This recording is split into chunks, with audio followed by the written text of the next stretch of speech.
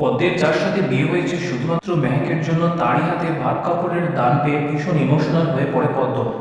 আর কাঁদতে কাঁদতে সেটার জন্য মেহেককে ধন্যবাদ বলতে থাকে। মেহেকের কিছু হয়ে গেলে যাতে তার দায় না নিতে হয় তাই কৃপানের মা গিনিকে ফোন করে মেহেকের অজ্ঞান হওয়ার খবরটা দিয়ে দেয়। গিনি খবরটা বাড়িতে বললে গীতা বলে মেহেকের কিছু হয়নি, ও ভাত কাপড়ের জন্য অঙ্কিতের বাড়ি গিয়েছে।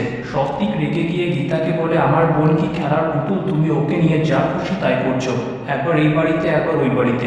তখনই অগ্নিজিৎ এসে স্বস্তিককে বলে ও যেটা করবে সেটাই হবে, তুমি কি তোমার বাবাকে নিয়ে বিন্দুমাত্র চিন্তা করো? কিন্তু ও আমার জন্য সবকিছু করছে, আমাকে বাঁচানোর জন্য নিজের প্রাণের ঝুঁকি নিয়ে কেস লড়ছে। তারপরেও স্বস্তিক বড় বড় কথা বললে অগ্নিজিৎ স্বস্তিকের উপর চিৎকার করে তার মুখ বন্ধ করে দেয়। তারপর গিনিও তার মুখ খুলে আর বলে যে আমার বর যা বলছে ঠিক বলছে, আমারও ব্যানার্জিদের সব সত্যি বলে দেওয়া উচিত ছিল।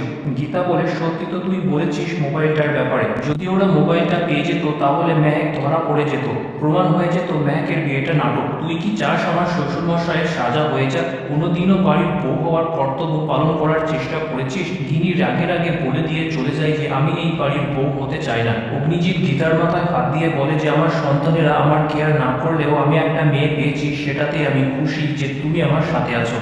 গীতা স্বস্তিকের সঙ্গে মিলে প্ল্যান করে যে ব্যানার্জি বাড়িতে মেহেকে স্যালাইন দেওয়ার ব্যবস্থা করতে হবে, যাতে সুযোগ পেলে গীতা তাকে রুমের পেছন দরজা দিয়ে স্কুটি নিয়ে সোজা চলে যেতে পারে অঙ্কিতের বাড়ি। অন্যদিকে মেহেক ভাত কাপড়ের জন্য পৌঁছে গেছে অঙ্কিতের বাড়ি, যেখানে আরতি করে মেহেকে বরণ করা হচ্ছে। তখনই মেহেকের জন্য টেনশন করতে থাকা কৃপান মেহেকে ফোন করলে মেহেক নাটক করে বলে যে ডাক্তারের সামনেই দাঁড়িয়ে আছি, তুমি চিন্তা করো না কৃপু, আমি ঠিক হয়ে যাব। কৃপান আর কিরণকান্তির সামনে ভজন তার সন্দেহ প্রকাশ করে আর বলে যে কিছু একটা গন্ডগোল নিশ্চয় আছে যেটা আমরা বুঝতে পারছি না। আলতায় পা দিয়ে মেহেক গৃহপ্রবেশ করবে, তখনই ভজন ফোন করে মেহেককে আবার প্রশ্ন করতে থাকে। তখনই কৃপান ফোনটা নিলে মেহেক বলে কৃপু আমি এদিকে এত অসুস্থ আর ওই লোকটা আমাকে বিরক্ত করছে। কৃপান বলে তুমি চিন্তা করো না বেবি, আমি এক্ষুনি ওকে বকে দিচ্ছি। অঙ্কিতের বাবা যখন মেহেককে বলে যে ওদের সঙ্গে এত বড় খেলাটা কিন্তু রিস্কি হয়ে যাচ্ছে, মেহেক বলে এই খেলাতে ওদেরকে হারানোর জন্য আমার সাথে গীতা বৌদি আছে। অন্যদিকে আলতায় পা দিয়ে উলু দিয়ে মেহেককে বরণ করানো হয় তার নিজের শ্বশুর বাড়ি অঙ্কিতের বাড়িতে,